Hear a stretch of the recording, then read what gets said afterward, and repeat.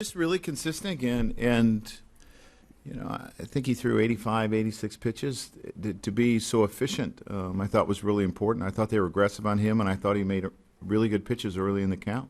When you talk about the efficiency, what does that tell you about where he's at on the mound right now? That his stuff is sharp, that he feels good about his stuff, and it's just really sharp. Did you need to see him follow up that outing in Seattle with another successful outing to have confidence in him moving forward? Well, I don't know. I don't ever make too much of one outing. I think you try to put together 10 outings and make an evaluation. But obviously it's great to see him follow it up. But I think his stuff was as crisp today as it was the other day. Right here, Ryan, Barry. Joe, what do you make of this season by Stephen Drew? What do you make of this season by Drew? His hits are extremely productive, is the bottom line. I don't know, it's 8, 9, how many home runs did he have? 9. And he's had big hits for us. And you think to give us a lead against Scherzer, I know they tied it up the next inning, but that's a big hit. And then that tack-on run is always a big he swung the bat well. I mean, he's swinging the bat well. And hopefully, he's over that point where he's, when he hits the ball hard, they're hits. I thought he had some bad luck. I did. And there's some other, and he made that little adjustment, and it seemed to really help. Bear. Joe, where do you think Tanaka is in the realm of where he was the first half of last season? Because it looks like he's moving the ball around the plate the same way. Well, I think it's very similar. You talk about the efficiency in those two starts. That's as efficient as he's ever been, I think. When you talk about the amount of pitches he's thrown in 2 7-inning games. So I think his stuff is where it was last year. Joe, on the efficiency, do you think he's efficient because he's doing something, or do you think the opponent is trying to stay out of the splitter counts and are swinging early against him? I think they probably have a game plan that they want to stay out of that count.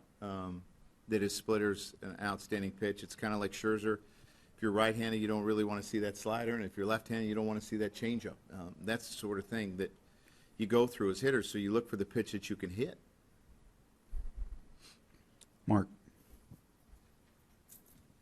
Two things. You said when Tanaka came back last start, command was the thing you were most concerned about and going to watch closely. 15 strikeouts and no walks in his 2 outings so far. I mean, could you be more pleased with the way he's gone out there and attacked? That's command. And the amount of strikes that he's throwing is outstanding.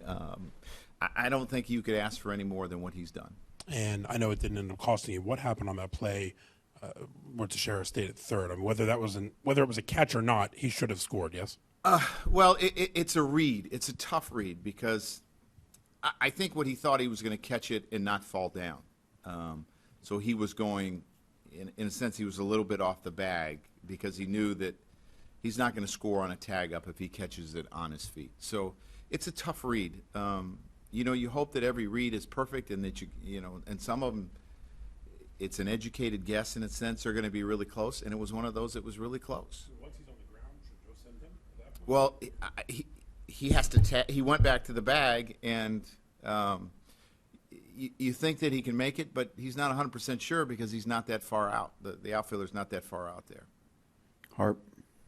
Joe, Flores looked like he made a kind of a heady play there, going wide into third to get in the way of that throw. It seems like he does a lot of things well. Has he shown you that, and what do you think of him? Yeah, I thought it's an outstanding base running play on his. You tell the guy to read the fielder that's, in front of you and kind of try to get in a way, in a sense, in a throw, like Reggie used to. But, I mean, it's just a heads-up play. He sees that, and it's going to be a tough play. And that led to a big inning for us. I mean, that's an outstanding. And he's played very good defense as well. And, he's had to face some tough pitchers lately, and he's had some pretty good at-bats. Andrew. Joe, why do you use Miller? Miller, well, if the next guy hits a 3-run homer, you want to give him a little wiggle room. So I want to give him 2 hitters to get 1 out before the tying run comes up. And, I'm just taking advantage of the off days, and we have not used him a lot in the last 5 or 6 days. Up front. In the 6th and 7th innings, when Scherzer starts approaching 100 pitches, did you see that as kind of an opening to get some hits, which you did eventually? I don't know about if you see it as an opening to get some hits, but you know that his pitch count is getting up there. you know, they're not going to let him throw 140 pitches, and if he still remains really tough on you, there's a chance you're going to get him out of the game after 7. Right here. Mark.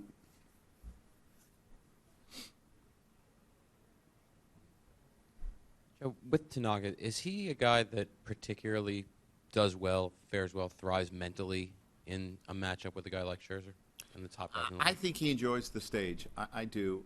I think that's one of the reasons he came to New York, too, because I think he likes the competition and the excitement of pitching here. And I think he likes it. I think he enjoys it.